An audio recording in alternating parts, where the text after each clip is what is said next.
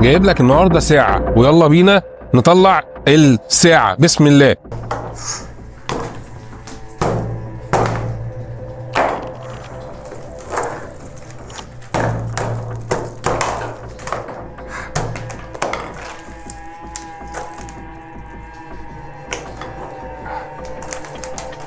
كسر التلج.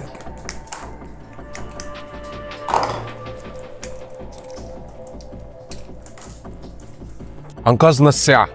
تفتكروا بقى شغالة؟ شغالة، والتاتش بتاعها شغال؟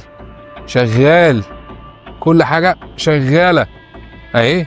الرسائل اهي بعد ما كسرنا التلج. الساعة شغالة. انا مجمد الساعة دي بقالي 4 ساعات في التلج، وكسرته قدامكم زي ما انتم شايفين كده، والساعة لسه شغالة. الساعة ساقعة جدا، يعني هي طالعة من التلج ومليانة مية. ده لسه الاختبار الاول. يلا على الاختبار اللي بعد كده. طبعا بعد اللي احنا عملناه ده محتاجين نحلي بقى بعين جمال. هنكسرها طبعا وناكل. لا مش بالشاكوش طبعا، بالساعة. ده الاختبار التاني. عين جمل سليمة اهي، سليمة مفيهاش اي حاجة. خلاص هنكسرها بالساعة. انا شفت فيديو بيجرب الساعة دي التكسير، وقالوا لي جرب كده، فانا هجرب كده.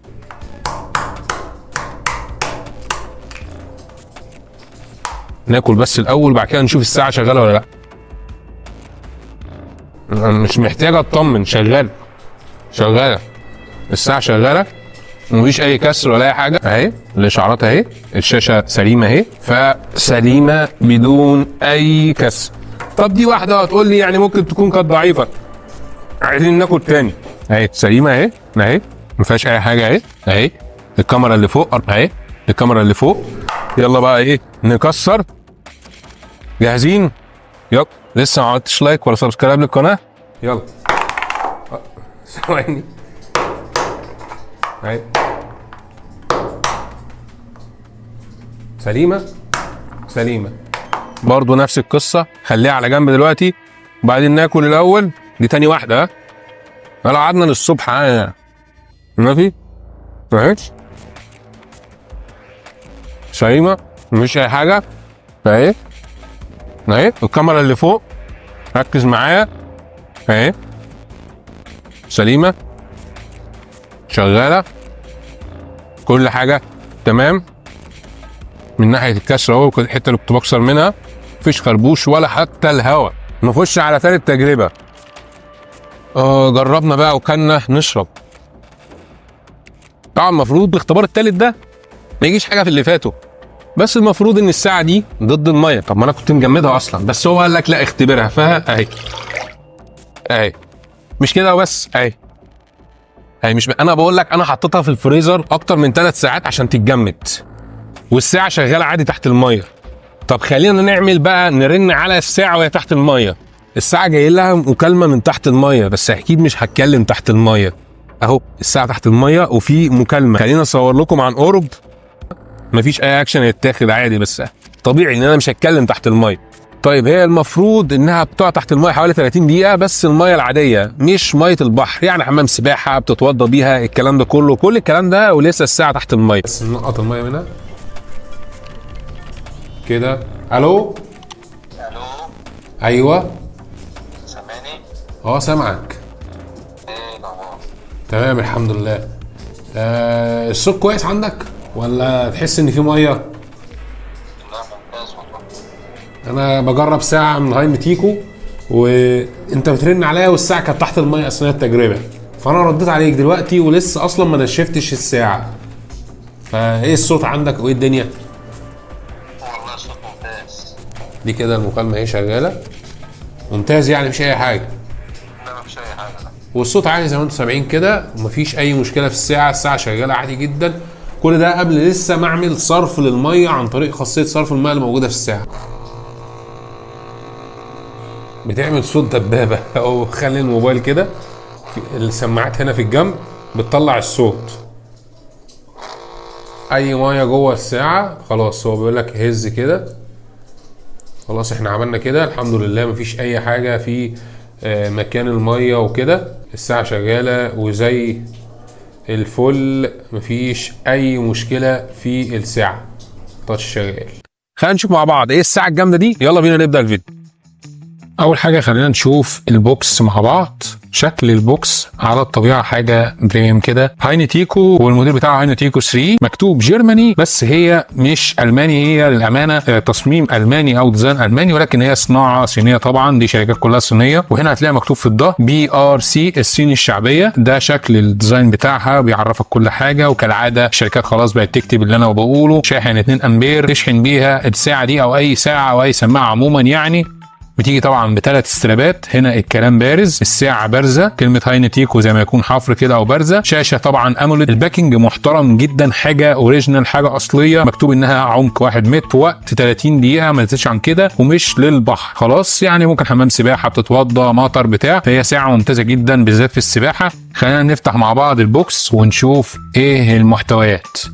طيب وزي ما احنا شايفين كده الباكنج حاجه محترمه جدا. بص هنا كتيب التعليمات وورقه الضمان والساعه والثلاث استرابات، شكل جامد جدا. اول استراب اللي هو بينفع بقى للستايل الكلاسيك كده، والبدل والقمصان والكلام ده كله، حاجه من الاخر كده محترم. بعد كده الاستراب المعدن زي ما احنا شايفين كده، شكله حلو قوي. طبعا الاسترابات دي مقاس 22، اي استراب مقاس 22 هيشتغل على الساعه دي عادي. وهنا الاستراب السيليكون اللي انا كنت بستخدمه وبجرب الساعه دي عامه بقالي حوالي 10 ايام، المقاس اهو مكتوب عليها 22. بعد كده هتلاقي ورقه الضمان، ده لو الضمان شغال عندك في الدوله بتاعتك يعني.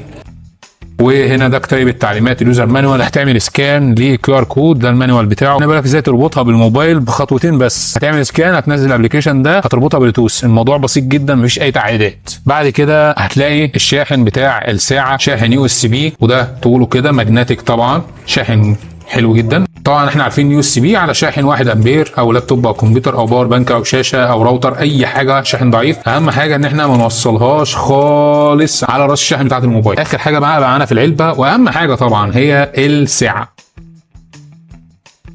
حاجه كده من الاخر جامده. بص اول ما تمسكها كده معدن، حاجه مختلفه بريميوم كده عن اي حاجه. الظهر حتى بتاعها مختلف، في مسامير طبعا، وده مكان الشاحن وده مكان السنسورات، هما زرارين، مفيش ازرار تانية لا في الجنب هنا ولا فوق ولا في اي حاجه. بص انا عايز اقول لك حاجه في الفيديو ده، ان الكاميرا هتكون ظالمه الساعه دي حرفيا من جمالها، جمال الشاشه الاموليد لجمال الديزاين المعدن لكل حاجه. فمبدئيا كده دي كده محتويات البوكس، 3 استراب، شاحن، ساعه، كتيب تعليمات، ورقه الضمان، دي كده محتويات البوكس. بص انا بالنسبه لي بقى هستخدم الاستراب السيليكون، ده مريح بالنسبه لي في الاستخدام.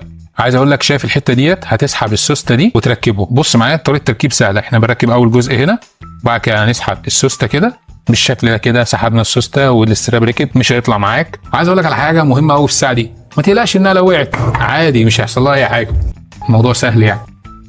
انا خلاص يعتبر خدت الساعه دي كده من جمالها، وعليها الصوره طبعا وعليها كل حاجه، شكل الاشعارات بتاعتها. بص مش هنستعجل، ولكن عايز اقول لك على حاجه، من ساعه لما بدات استخدامها بس انا للامانه ما كنتش رابطها دايما بالموبايل، يعني انا مستخدمها كده ساعه عاديه ما شحنتهاش، هي كانت جايه ناقصه الحته دي، يعني العكس مليانه لغايه قبل الاخر، ناقصه الحته قد الحته دي بالظبط. فكل ده استخدامها لغايه وقت تصوير الفيديو استخدام عادي، وانا معلي السطوع ومش عامل لها كونكت. بس طبعا النهارده انا عامل لها كونكت وبصور بيها. فخلينا بقى نشوف الجمال والحلاوه بتاعه الساعه التحفه دي، وتعالى نشوف التلبيس بتاعها في الايد عامل ازاي.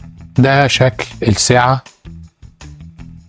شايف الجمال. خلينا نشوف بقى مع بعض التفاصيل بتاعتها. مبدئيا زرار باور وزرار الباك، هما زرارين بس في الساعه، كل زرار ليه استخدام. خلينا بس اول نسحب كده هنلاقي الوقت والتاريخ واخر استخدامات والطقس والكلام ده كله، والستاره اللي فوق بيبقى فيها برضو التاريخ واليوم والوقت وكل حاجه، وفيها ايقافه وتشغيل الميديا، وهنا الاتصال، وهنا الفايبريشن، احتساب ساعات النوم العميق، وهنا صرف الميه لانها ضد الميه طبعا زي ما هو كاتب. هنا الاي او عن الساعه، اسم الموديل والبلوتوث والماك ادرس بتاعها والسيتنج، وده مستوى السطوع. بص حتى لو انا قللت السطوع على الاخر، اضاءه الشاشه برضو بتتشاف في اي مكان. نسحب بقى كده هيجيب لنا النشاط اليومي والسعرات الحراريه اللي احنا حرقناها والكلام ده كله. نسحب كده يجيب لك نبضات القلب، السنسور مش هيشتغل معاك غير لما تكون لابس الساعه. هنا احتساب ساعات النوم العميق، الطقس النهارده وبكره وبعده، بيجيب لك 3 ايام لما بتكون رابطها بالموبايل، طبعا انا رابطها بالموبايل. هنا التحكم في الموسيقى اللي على الموبايل، وممكن تضيف اي حاجه انت عايزها من الانشطه والحاجات دي كلها في الاوبشن الزياده الاضافي. طبعا لو سحبنا من تحت لفوق هيجيب لنا الاشعارات. هنا حد باعت لي اوكازيون تجربه ساعه هاي نتيكو، وهنا الاشعار وده شكله وده شكل الساعه. ممكن تحذف الاشعار كده، شكل جامد يعني. كده احنا جبنا كل الستاير. ندخل على القايمه من الزرار بتاع الباور ده شكل القايمه الطولي. لو ضغطت ضغطتين بسرعه هيغير معايا الشكل، ضغطتين كمان هيغير الشكل الثاني، وهكذا الشكل الثالث. واحنا بنحب الشكل الطولي عشان نشرح عليه كل التفاصيل. طيب لو ضغطت ضغطه مطوله هقفل الساعه او اعمل لها اعاده تشغيل. يبقى كده الزرار ده فيه 3 استخدامات. طيب الزرار اللي تحت يا اما باك يا اما هعمل له وظيفه ثانيه هقول لك عليها دلوقتي من جوه السيتنج بتاعت الساعه.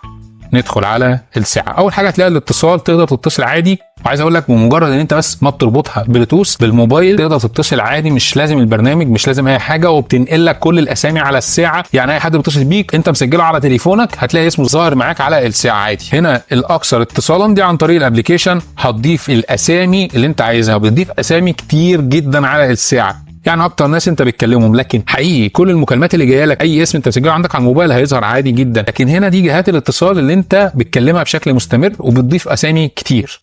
هنا سجل المكالمات طبعا الورده والسطره. مساعد صوتي سيري لو انت ايفون، لو اندرويد هيبقى خدمات جوجل. النشاط اليومي اللي احنا لسه جايبينه من بره، والرياضات هنا نقطه مهمه جدا، فيها اوبشن رياضي كتير زي ما احنا شايفين كده. ده كل الاوبشن الرياضي. الجديد بقى ان انت تقدر تضيف برامج رياضيه عن طريق الابلكيشن. هتدخل على بورت هتلاقي كذا برنامج رياضي. بص كل دي برامج رياضيه تقدر تبعتها على الساعه. انا هنا جربت ونزلت اللي هو اللياقه البدنيه ده.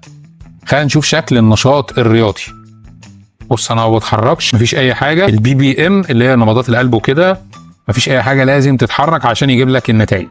بعد كده سجل النشاط الرياضي، الانشطه الرياضيه اللي انت عملتها طول اليوم. بعد كده هنا مسجلها ترجمه غلط شويه، هي لو انجليزي تلاقي الدنيا مظبوطه فيها. الموارد البشريه اللي هي ضغط الدم، زي ما قلت لك السنسور مش هيشتغل غير لما تكون لابس الساعه. احتساب ساعات النوم العميق اللي احنا جبناه من بره، وضغط الدم واكسجين الدم، والاشعارات هنا الرسائل او اي حاجه انت بتجيلك على الموبايل هتجيلك على الساعه هنا عادي جدا في نفس المكان. الطقس احنا جبناه من بره برضو، شكله جميل جدا. الكاميرا ظلماها جدا بصراحه. هنا ده برنامج صحي نسائي، وهنا الموسيقى.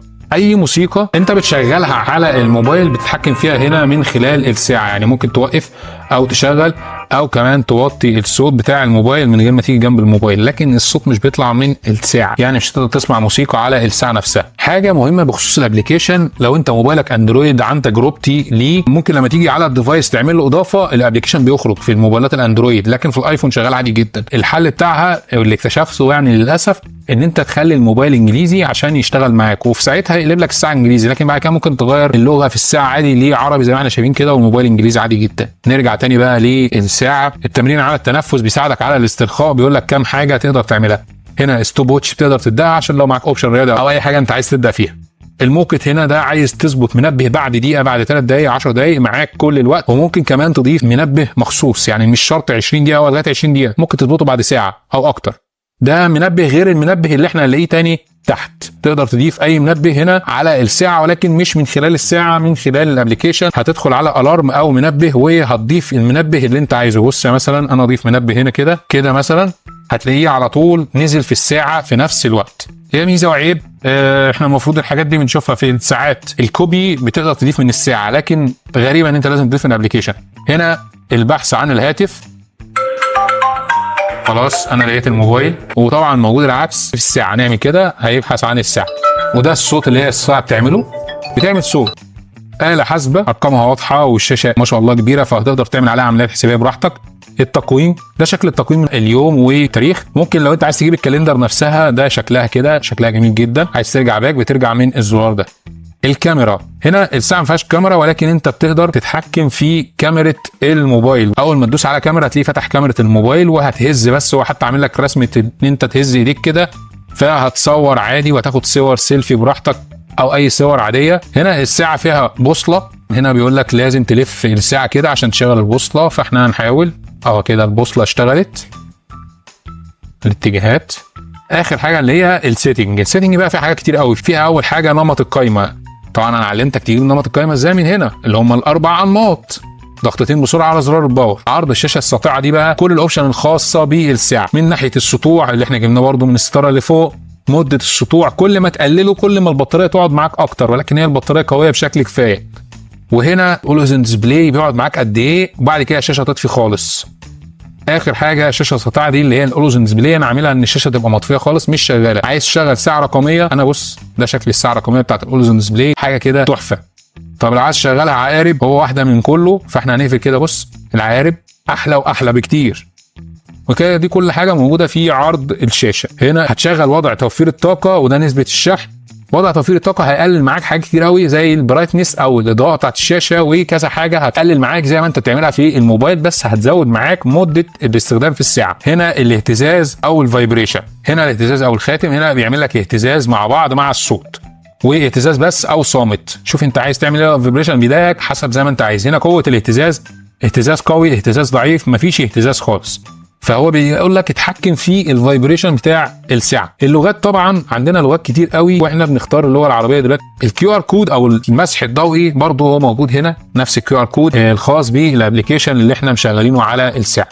هنا بقى اعدادات المفتاح الزرار ده، بص بقى هو بيقول لك انكر كده عشان تقفل الشاشه، بس انت ممكن تعمله رجوع، ممكن تعمله الرياضه، خليك على اوبشن رياضه على طول، النشاط اليومي، ضغط الدم، بص في كذا حاجه، اكسجين في الدم، كاميرا، يعني انت لو عايز تصور من الموبايل تخلي الاختصار بتاع الزرار ده كاميرا على طول اللي هي ضغطه واحده. طيب لو ضغطتين ورا بعض بسرعه زي اللي فوق اللي بيغير شكل القايمه، هنضغط بقى تحت هنا ضغطتين بسرعه هيدخلك برضو على حاجه. يعني الزرار ده زي اللي فوق تقدر تستخدمه استخدام واحد او استخدامين، يعني هتتحكم في الزرار اللي تحت بس، لكن اللي فوق هو نفس استخداماته زي ما هي، مفيش اي زياده فيها.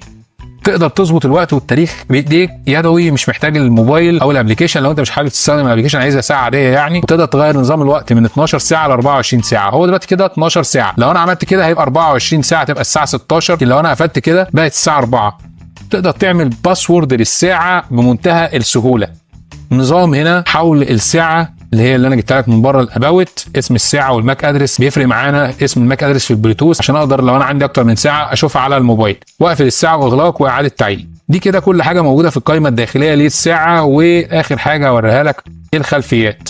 الساعه بتيجي بثلاث خلفيات للاسف، وانت تقدر تضيف خلفيه من اختيارك على الموبايل على الساعه زي انا عامل كده. ودي كده الخلفيات اللي موجوده على الساعه. انا عجباني مثلا ديت، بص كده شكل التروس وهي بتتحرك، شكل الساعه جامد جدا. ولكن الاحلى ان انت في الابليكيشن هتقدر بمنتهى السهوله خلفيات كتير. بص كتير كتير كتير، كل دي خلفيات تعملها براحتك، اي خلفيه تعجبك تنزلها.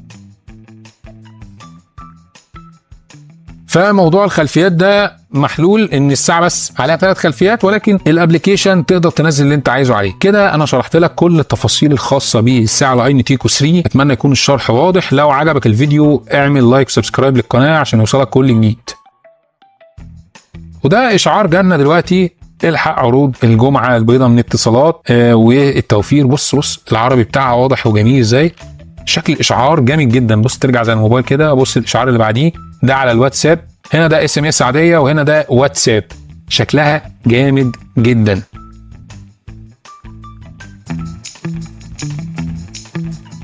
شكل الساعه في الايد جامد جدا زي ما احنا شايفين كده، التلبيس بتاعها حلو والشاشه الوانها محترمه جدا. بص شكل الساعه عامل ازاي.